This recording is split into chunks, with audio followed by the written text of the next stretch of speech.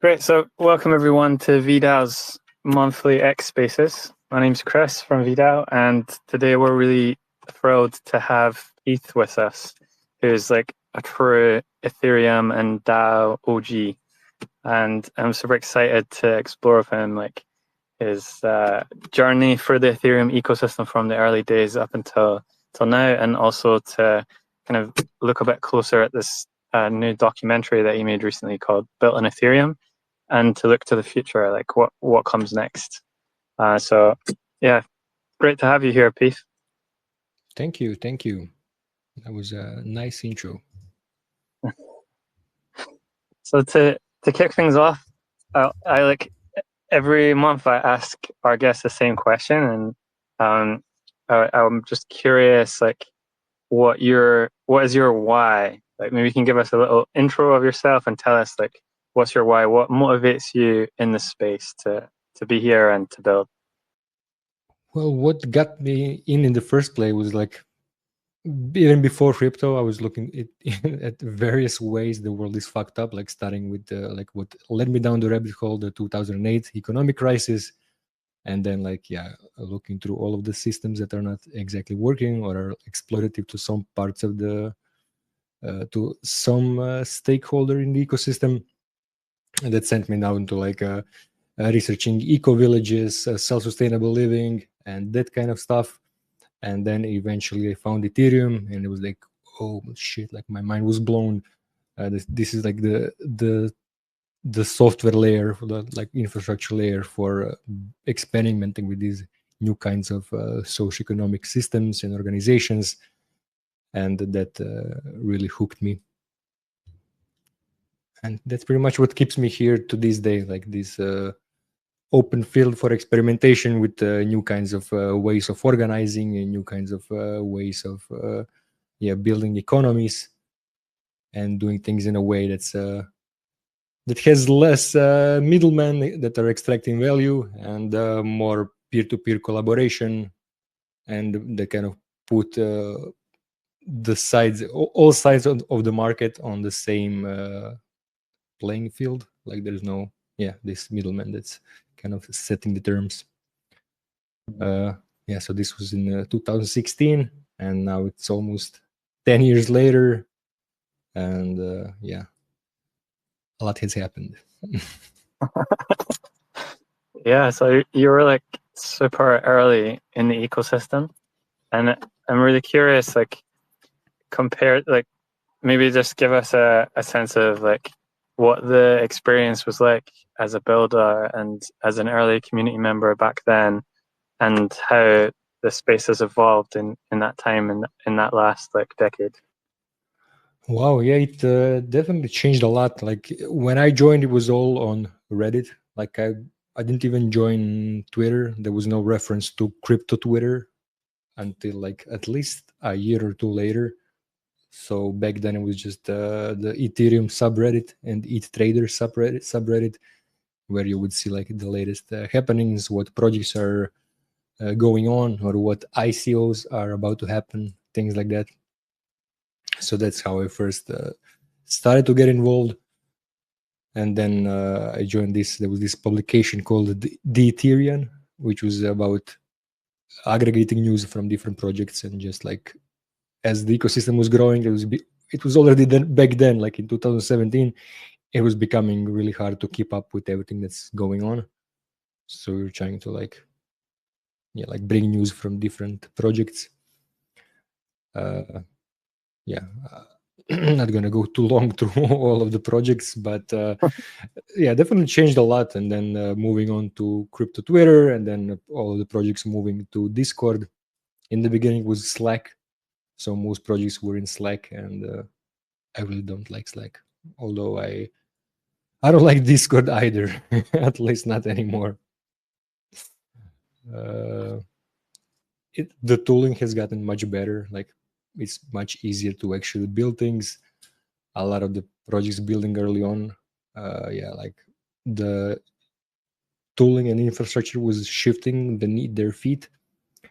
So we had like MakerDAO, which is the first DAO that really like they built all of their infrastructure themselves, like all of the DAO tooling, everything they had to build themselves because it simply didn't exist back then. And now people who want to start a DAO now can just go to Aragon or whatever other off-the-shelf solution and just start it. And then with metagame also, like we were building. So I see this building here, and he painfully remembers these situations when we're just about to launch for example, the profiles, and then the ceramic team launches a new version of ceramic, and that breaks our whole application. And this happened multiple times with multiple different projects that we were relying on or like building on top of. So you build something and then a new version comes out, and then you need to rebuild a lot of things. Yeah, everything has been very chaotic and shifting. I think it's a lot more stable these days. And even just using, like when I first wanted to use any dApp, there was this browser called the Mist browser, or Mist, not wallet. I think it was a Mist browser. So it was supposed to be a Web3 browser, but then to use the decentralized applications through this Web3 browser, you had to download the whole fucking chain. So you would install this Mist browser, and then you needed to download the whole blockchain, and that took like 3 or 4 days or a week, depending on how fast your internet was. And then you finally start it, and there are no apps because it's 2016 and nobody built a functional app yet. Yeah, the only thing you could actually do is like put some ETH into ICOs, and then most of all those ICOs also failed. Yeah. That's wild, man. This is like the Napster days of file sharing or something, right? Like super, Yeah. super early back in the day. Yeah, we were talking about how MetaMask sucks, but like this was before MetaMask, so it was yeah. MetaMask was a huge leap forward from that. That's wild that Reddit was like the pre-crypto Twitter, though. I didn't know that. That's wild. Everyone was like on Reddit and gathering information and stuff, and Slack as well. Yeah, the projects were on Slack, and yeah, with Slack you need to create a new account for every server you join. That's super annoying. Yeah. Cool. And you mentioned there a little about metagame, and I think that was like one of your early DAO projects. And I'm curious to hear a bit more about that, about like what the kind of vision was and what drew you to DAOs, and also like what you learned through that process of building out metagame. So yeah, that was my first serious project, the first project that I started. And yeah, the goal was basically, so that was 2019. We went through the 2017 bubble and through the 2018 crash. So like in the 2017, there were tons of projects who launched a token, did an ICO, raised a ton of ETH, and then never delivered anything. And also you already started having a lot of people who were joining the space just to make money, or yeah, basically a lot of people shilling the space at this place where you can get rich quick, things like that. So there was already a lot of bullshit back then. And I started metagame wanting to create a place where people can learn about what Ethereum is actually good for, like what are all the things that are possible to build, and what are the parts of the ecosystem that are actually trying to create value. And basically teach people about these non-speculative ways of getting involved and contributing in the space through this gamified platform where you like go to this choose your own adventure game where like it walks you through the basics. You complete quests, you earn XP, you earn the seed tokens, which was our token. You earn based on how much XP you got, and then you can get this XP by completing quests, which can be either like something you learn through metagame or by contributing directly through metagame. There were many different pieces. One of the ideas of metagame was that we we're going to build this thing that we were calling the Meta OS, where the idea was to, instead of building a new platform and building everything ourselves, the idea was to like use these different building blocks that other projects were building But yeah, most of these blocks didn't exist yet, and the ones that did exist were unstable. So as I talked previously with like the profiles, uh, so that's something that I wouldn't necessarily recommend to people. Although like these days, again, it's everything is much stabler and much more interoperable than it was. One thing also that I tried doing differently, so like with this kind of PTSD from the 2017 ICO era, I wanted to, I wanted us first to build the project before trying to raise any money, and wanted to really try to attract people who are here because they love the idea and want to help make it happen. But the issue with that was that, like, yeah, if people are not getting paid to work on a project full time, then most people are not gonna work a lot, or like they're gonna work a lot for for like a few weeks and then they're gonna disappear, or they're just gonna make promises and disappear, or they're gonna work like a few hours per day. And yeah, there were very few people who were actually committed long term, and this Bully here is one of those people. So shout out to him, like really appreciate you, man. Like you stuck with metagame for so many years. And yeah, so that was one of the challenges. And then after that, when we finally shipped the V1 of the platform and tried to raise some money, it was hard to raise money because when I was talking to investors, like they were asking all these questions, like how many users do you have by now? Or like, why did it take you 5 years to build all of this? And so like there was not so much understanding of the fact that like everything we built basically with no money. So that made the whole process last much longer and be much more challenging than it had to be. Yeah, so those are, I guess, some of the experiences of it. I don't know if you have more specific questions or if this Bulik wants to share something as well. Super interesting, man. I guess like what comes across to me is just like the backdrop that you guys were building this in. So like, it sounds like you had a lot of super values aligned people in the early days, but then you were operating and building in this space that was like rapidly changing. The tech was changing, and like also there was this influx of basically bullshit projects that were raising ICOs, and but yeah, you continued building, you continued to like you tried to realize your vision in that process. And I guess one of the things I wanted to explore is like you held that event called MetaFest, right? Which was one of the kind of early crypto kind of events that I went to that had some. It was almost like a proto. I viewed it almost like a proto Edge City or Zuzalu in a way. Like it seemed to be a kind of it seems to be part of the evolution in the crypto space that led to this network state kind of movement in a way. And I felt like the people you got there at that event, it was like super high signal. It really like people that were there because they wanted to use this technology to kind of for some purpose in the world to make the world better in some way. It was and not only that, it was like super fun as well. So I'd like to hear more about that, and also alongside that, this DAO guide, this manual that you developed out of that process, which I think is still, in my view, one of the most valuable playbooks for building DAOs. Nice, thank you.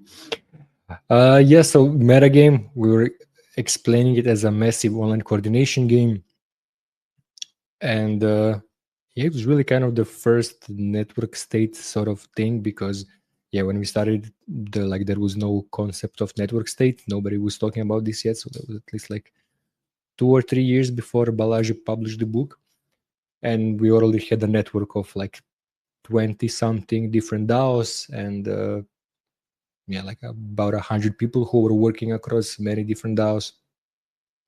And we already had a few few projects in the network that had like physical locations, stuff like that.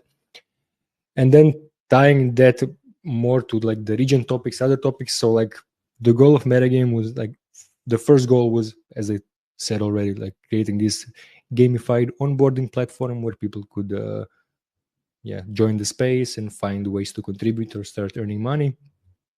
But the long-term vision was always to build like this whole alternative socioeconomic system with more like region values, and to have these physical hubs, so like the Crypto Commons hub in Austria, like the Gavet House in Barcelona, like some like individual places like houses, but also like eco villages at places like that.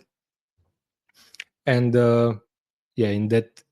in that vision, I was explaining metagames again as this not just a massive online coordination game, but like this MMORPG for real life, as in like the goal of metagame, or your goal in metagame is to find your own metagame. So like to find your most optimal way to progress through life. So when you were joining metagame, you had to set a goal for yourself for what you want to do in Web3, but also like some personal I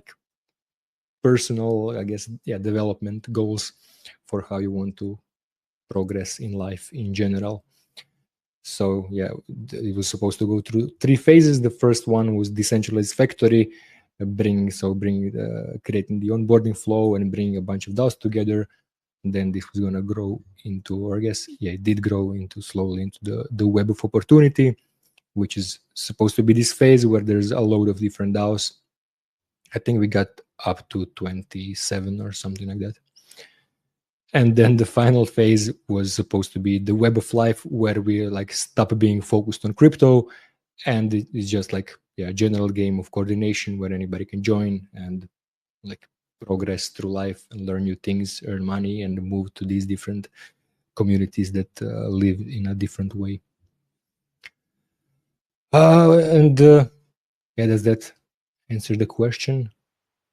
Yeah, 100%. And I guess I actually I just made the connection with metagame and the network state thing, but like the way you describe it, it really was one of the first network state projects in a way, right? Yeah, and this is also before that. So like later, people talking about crypto as a MMORPG, or like when in the DeFi wave, everybody started talking about crypto as a MMORPG, and like a lot of these parallels that like we were doing in 2019, or even this like points for airdrops meta that was happening on Farcaster last year. Like we did that in 2019. Nice. And you also asked me about the DAO playbook. Yeah. Talk briefly about that. So there was this thing called DAOcember, which was started by DAO House people, so DAO House and Raid Guild, a few years ago. And then next year, I'm not sure, I think it was skipped 1 year, and then the year later, I just decided to organize it because it didn't seem like it was going to happen. But basically the goal of DAOcember was to bring together DAOists from across the ecosystem to kind of have this yearly online conference and celebration of DAOs, and to share knowledge and things like that. And then when I was organizing it, I wanted to make it much more structured in terms of the content. So I worked out like 20 something different topics that are needed for building a DAO successfully. So from like meetings, or like organizing cycles, to tokenomics, basically cover everything. And we had panels covering everything.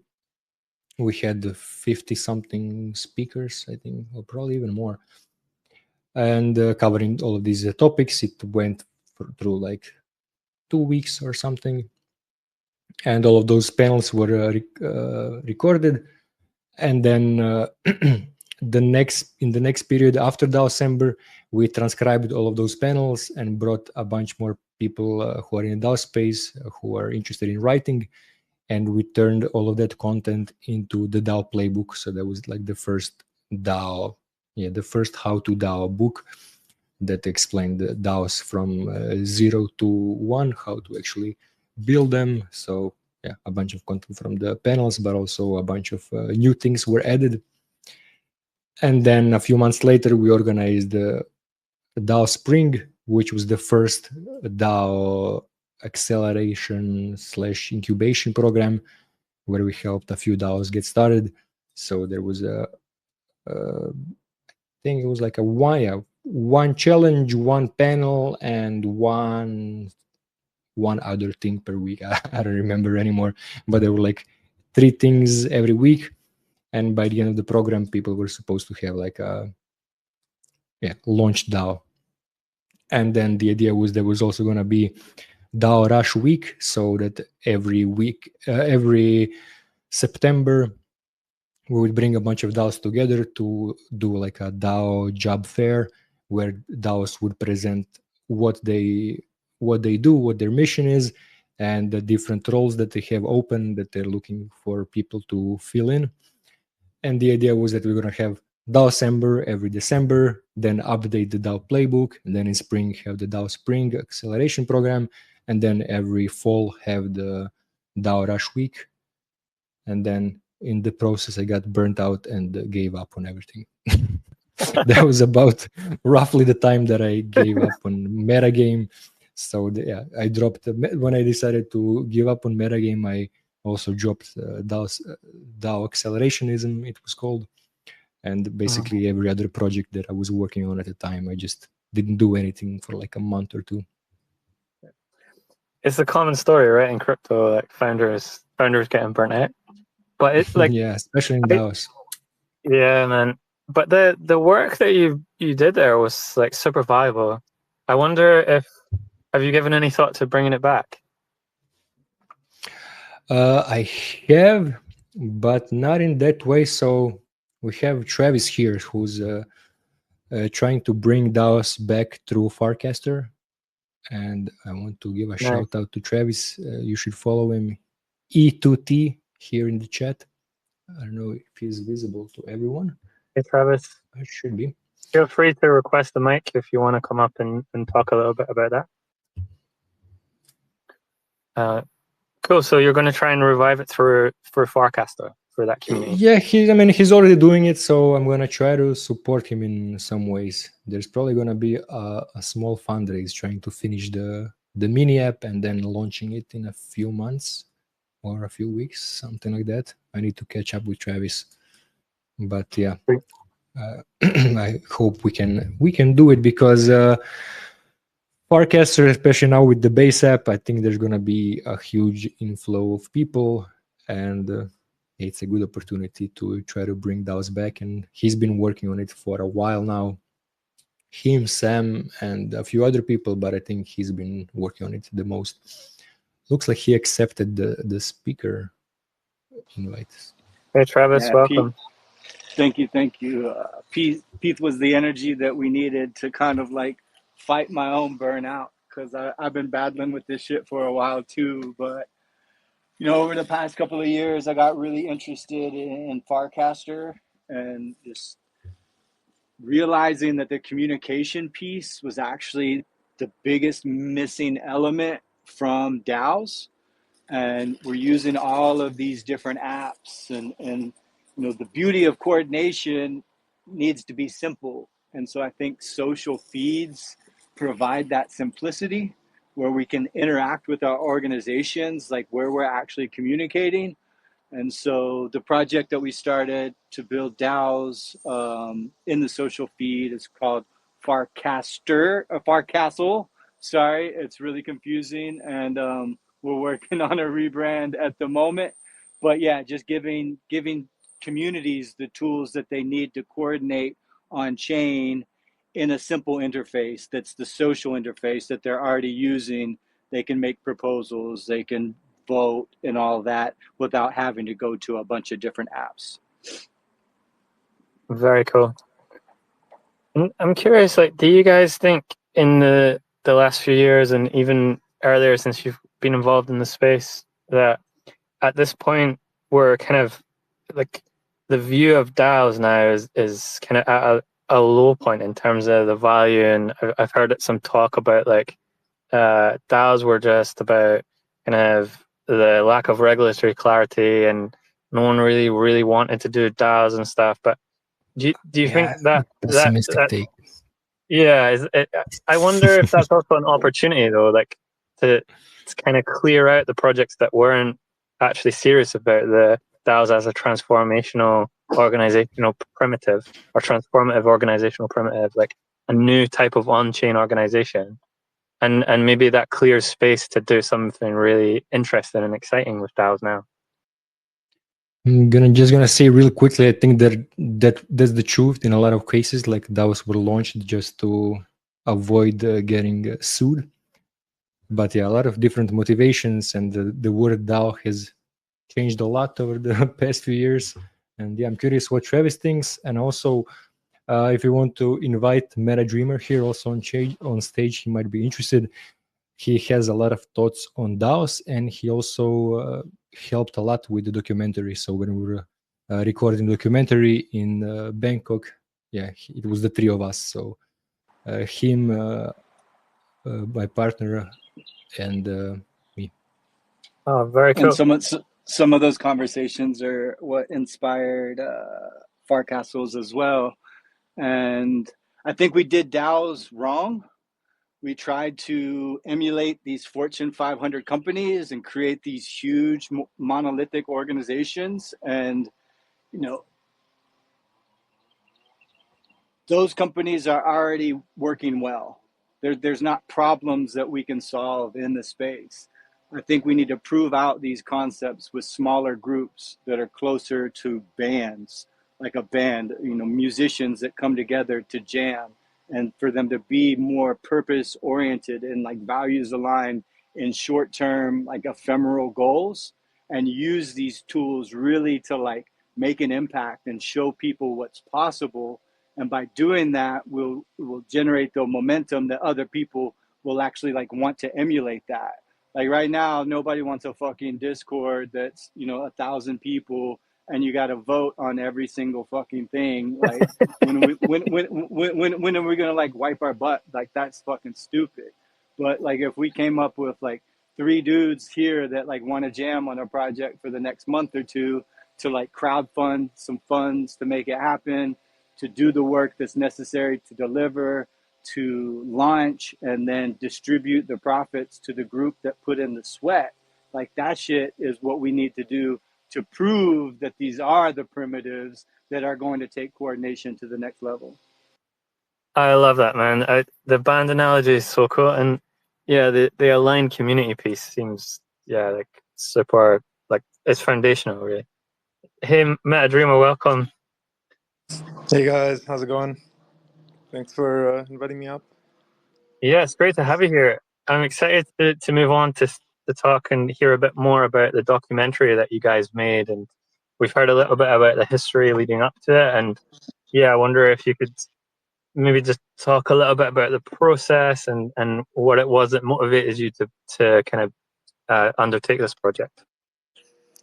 Yeah, I mean, for me personally, ever since I first kind of got involved in the space, I remember it was like 2021, East Denver, like right before COVID, and this was like my first time meeting the whole like Metacartel crew, and I was talking about how like, because for me, I was just like at that point, I was someone who had been following the crypto space for quite a while, but I had just started to like actually participate myself and contribute.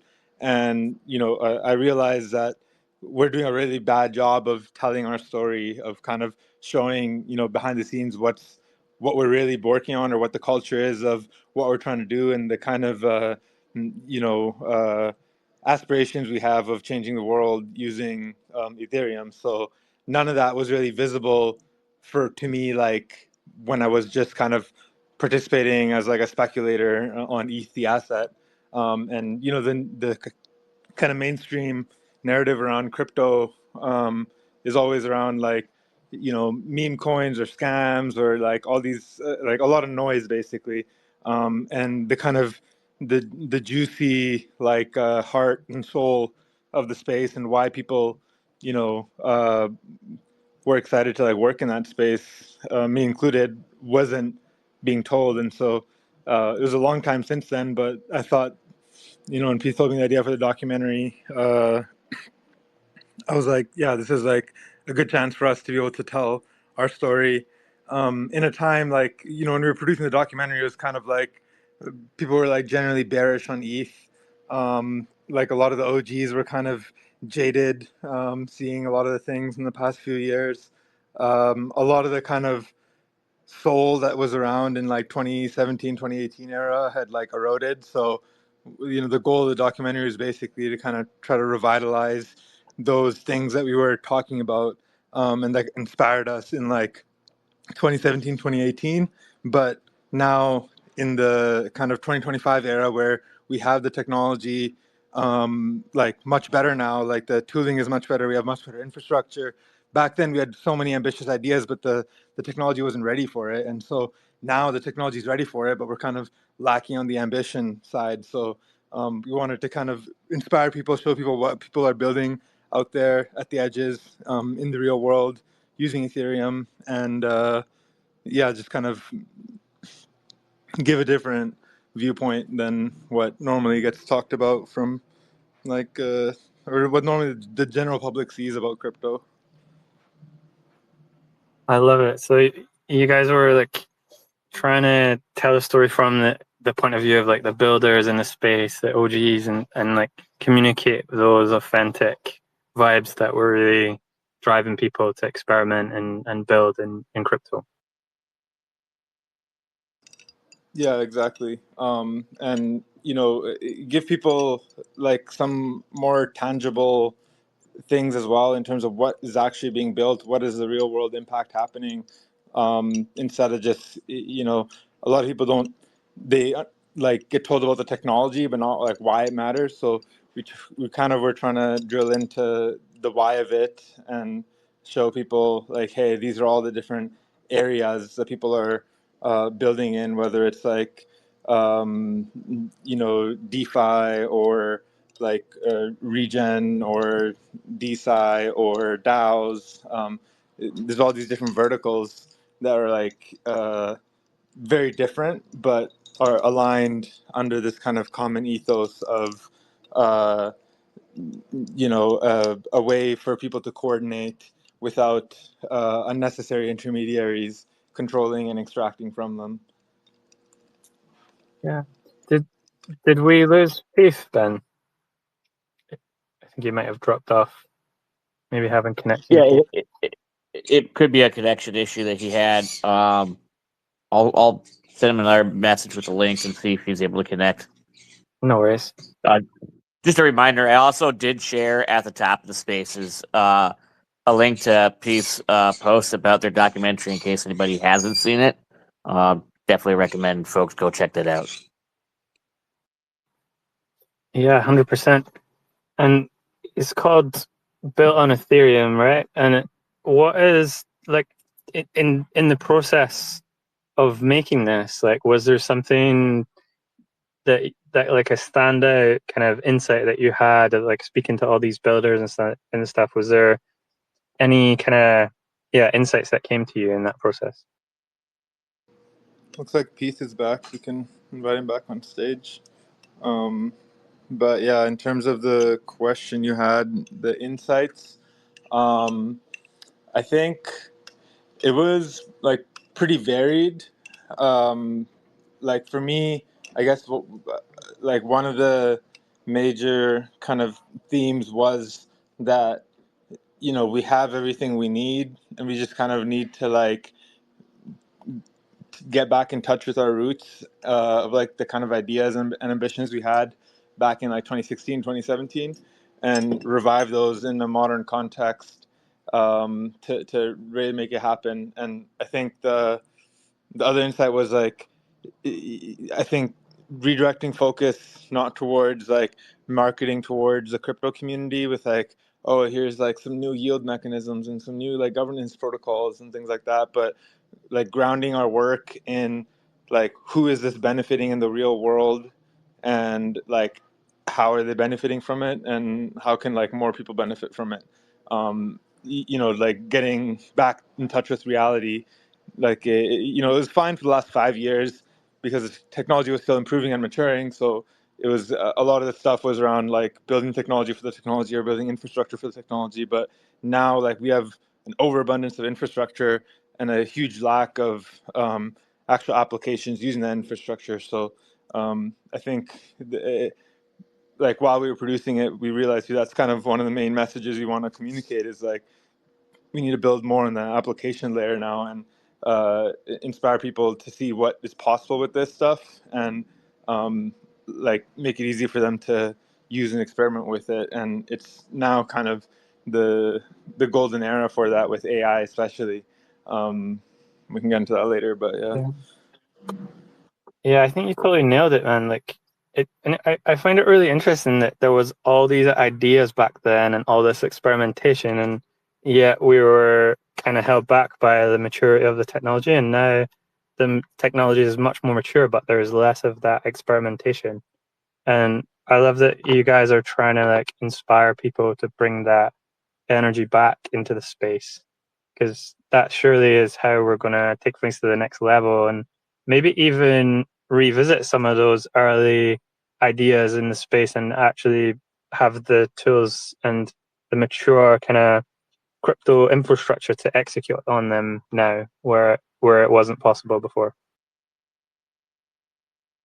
100%.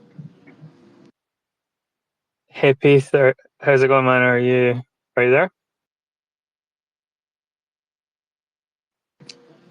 Looks like he's still in the audience. Oh, maybe not. Yeah, it looks like he's still trying to connect. Might be having some connectivity issues. Yeah, I think Pete might be having some issues connecting. I'm wondering if there's anyone in the spaces that would like to come forward and share any comments or questions for MetaDreamer, or just any thoughts that you want to share. Feel free to request a mic, and we'll open up the floor.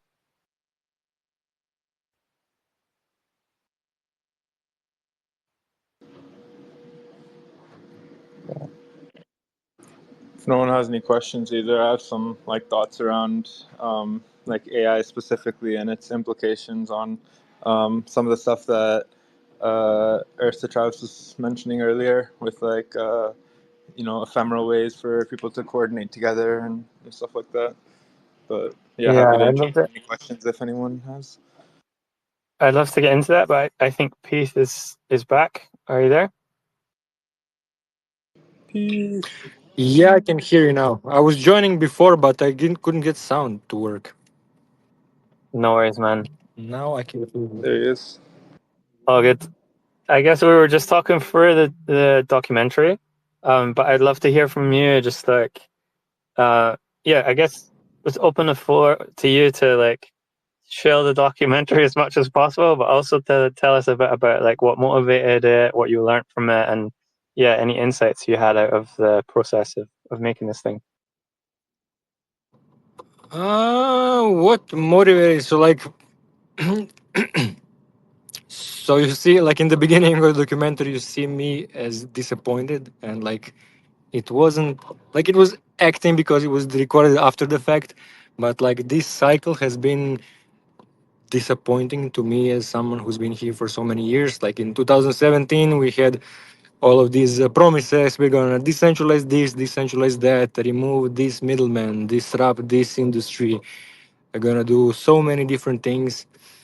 And then this cycle has first been all meme coins, so like meme coins, meme coins, meme coins, and then all about stable coins and how institutions are buying it and how what's the ETF inflow today, how many ETH treasury companies are buying it. Like it's so not just boring but like disappointing that we went from all these revolutionary promises to like this bullshit. Like stable coins are super useful obviously, and especially like in the southern hemisphere, but yeah, it's just it was disappointing to see. And then yeah, kind of went through this process of rediscovery and thinking about like what all the narratives that we've been through and what are all the things that mattered in the space and the cool things that were built, and decided to produce this documentary that really goes through all of them. So I think there's like 15 or so topics. So like from stablecoins, like starting with stablecoins because it's the most obvious use case, to DeFi, DePIN, DAOs, DeSci, ReFi. So really like covers all of the narratives.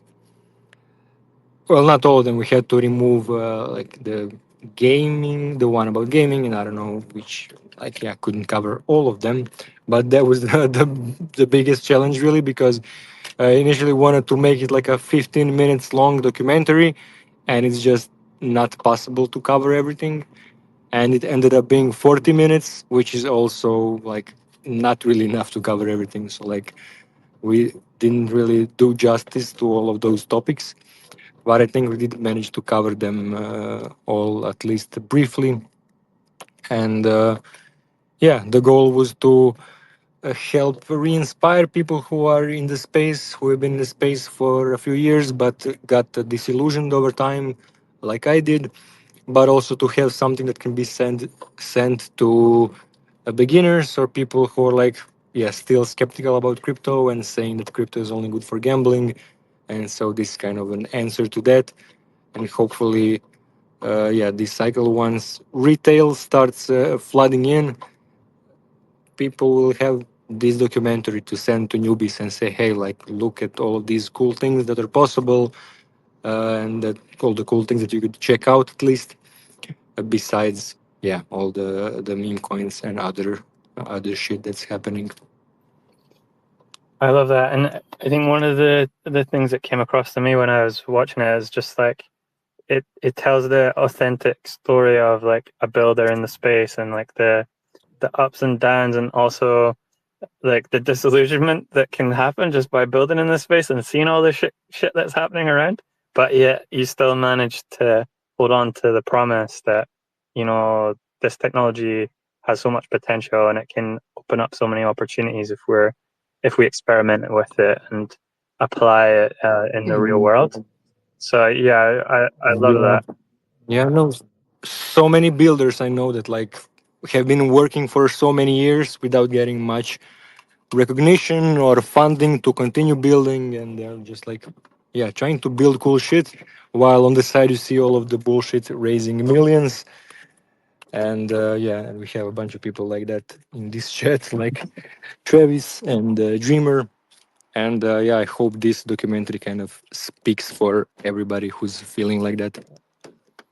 I love that. So I And like noticed. as things like start to get bullish again and everybody's focused on consumer crypto and all that, it's important. Like we need users because that's one of the reasons all of us are poor. It's because we're the only ones using the fucking tools that we build. But we've got to go back and revisit those whys and share, you know, the reasoning behind why we're building what we're building, and bring in the next generation of people who believe that this is a better way. And we've got to iterate. That's one of the problem with builders in this space, is it's always like, what's new, what's next? And like, we tried something 5 years ago and it failed, doesn't mean that that wasn't a great idea, that if we go back to it now and produce another version, that it's going to hit. Most of those things were just before their time. So remembering the why and iterating and continue to improve and experiment with all of these ideas. I love it. Well said. So I've noticed that Felix has come up into the chat, and I want to invite you forward in a moment, Felix. But before we do that, just one last question for you, Pete. Like, and maybe we can bring in the Commons Hub into this as well. And I'm thinking about like looking to the future from here, from this point. Obviously, you've released a documentary, and you know you're kind of inspiring builders. Like, what do you see? Where do you see the evolution of crypto going from here? And also in relation to that, in the network state space specifically, given that you were one of the early kind of network state builders with metagame and stuff, like what do you see as the evolution of that space? Like, what would you like to see happen in that space in the coming years? Think where the space is going is just so many different directions. There's it's like all of these categories of like crypto project that we covered in documentary. All of that is happening concurrently and developing in different directions. And then with network states, we're seeing like pop-up villages. I think that's a great development. We're gonna see more of that. And with, so Felix has some thoughts on that here. Like they're building a permanent hub, or they already have a permanent hub in Austria. And I think we're gonna see more places like that where people can come and stay for a while and go between these places where like-minded people are hanging out.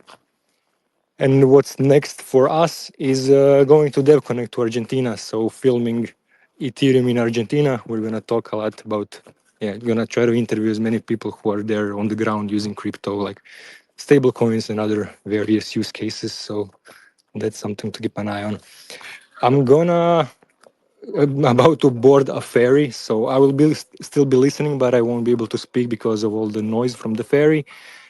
So I just wanted to say thank you all. Thank you for inviting me, and thank you others for hopping on stage. Thank you for listening. Thanks a lot, man. It was great to hear a lot more about your journey. And let's keep in touch. So, Felix, I wonder if you've got anything to share in general about, I guess the conversation so far, and also maybe what you're building over in Austria. Right, sure. I'd love to. Can you hear me well? Yeah. Okay, great. Then, first, thanks, Pete, for briefly introducing what we do. So I'm one of the founders of Commons Hub, which is a former countryside in the Austrian Alps. It's an event space and accommodation for 30 people. We have event space for about 80 people. And we've been around for quite a while, actually, mostly under the radar. It was a side project until early 25. Now me and my brother do it full time. And we've been hosting a couple of crypto events here. The Crypto Commons Gathering, the 5th edition is around the corner. It's going to take place end of August. And it's a very small, intimate gathering of about 40 to 60 people that deeply care about this space, I guess share much of the sentiment Pete expressed regarding where crypto has been going in the last years. So lots of skepticism, but also still hope and believe in us finding ways to use this tool for more meaningful aims, let's say. And most of us are also fighting the same frustrations that Pete just shared about meme coins and bullshit getting all the attention. But still lots of believers in there that try to build something meaningful. So are we. Actually, I don't know. I missed the first half of this space. I don't know if Pete mentioned his plans for a pop-up village at the hub next year. If this is still a secret, Pete, I'm sorry, but it's no more secret. He didn't mention it, but I'm glad you brought it up, and maybe you can just we're kind of coming to the end of the hour, so I think that would be a great place to finish up if you could share a bit about what the plans are there and so on. Well, it is really Pete's event. The plan is a 1-month pop-up village at the Commons Hub, between 30 and 50 people on a constant basis, possibly some bigger events like a bigger summit on the weekends. Just practicing what we preach, organize ourselves as a DAO with DAO tooling, and self-govern this group for a month and see what's already possible and where we still have issues with tech that's available and what patches it needs. So that's one thing I want to share. That's in May 26. You will find probably on Pete's Twitter, you'll find some infos there and the Telegram link. I'm also going to post If I find the tweet, I'm going to post it under this space. But something I want to leave you with, if there's still time, Chris, please interrupt me if there's not. But we're currently planning to buy the nearby church to actually expand our operations from a countryside inn to an event campus. The nearby church and the chapel house connected to it are on sale since July, and we are among the few that are interested and see plans with it. And in order to fund that, we just today launched our community lending program. So we're looking to raise 200k euros and pay 7% interest in value vouchers over the next 7 years, and repay in 7 years, or in 5, 6, and 7 years, 1/3 each. Yeah, you find info and all of that on the Commons Hub Twitter account. We're gonna have Q&A sessions in the coming days, and yeah, also love to hear from you if you have any interest in organizing events with us together. We're actually, our long-term plan is a Valley of the Commons, so more towards network state, and yeah, we're planning our own pop-up village for next year if we get the church done by then, let's say. And that would revolve really around how do we make this village a Valley of the Commons? How do we set up our own production infrastructure? How do we govern our co-livings? How do we govern shared production and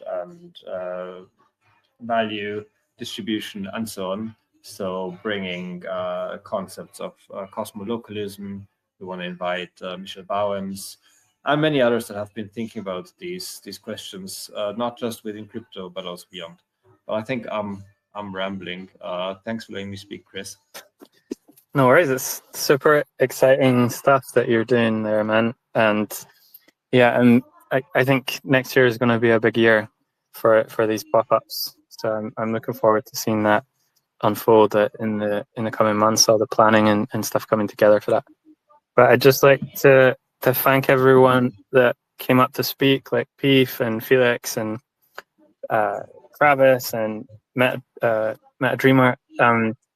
If you guys are in the chat, I would encourage you to follow all these speakers. They're doing like super interesting stuff, and also make sure that you check out the documentary that Peef has made. It's really one of the most authentic portrayals of the experience of a crypto builder that I've come across so far in my time in crypto. So yeah, amazing production, and excited for the next one maybe to come out of DevConnect.